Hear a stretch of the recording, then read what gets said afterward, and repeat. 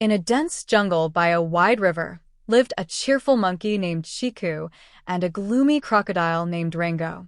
Rango was always brooding, often sitting by the riverbank, staring into the water as if reliving past mistakes.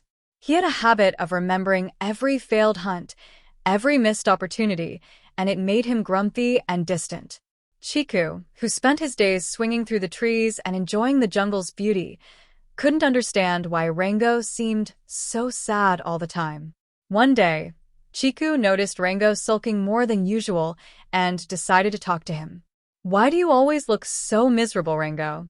Chiku asked, hopping down to sit on a tree branch near the river. Rango sighed heavily and said, "I've made too many mistakes, Chiku.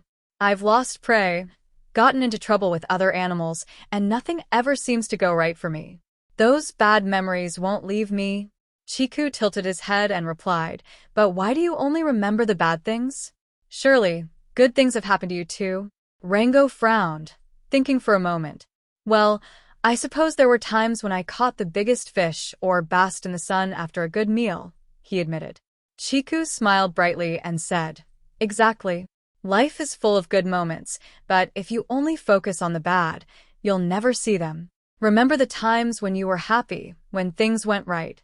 Those are just as important, if not more." Rango listened carefully, realizing that Chiku had a point. He had been so focused on his failures that he had forgotten all the joy and success he had experienced. From that day on, Rango made a conscious effort to remember the good times. He thought about the warmth of the sun on his scales, the thrill of catching his favorite fish, and the friendships he had built in the jungle. As he let go of his bad memories and embraced the good ones, Rango's mood lightened, and he found himself enjoying life once again.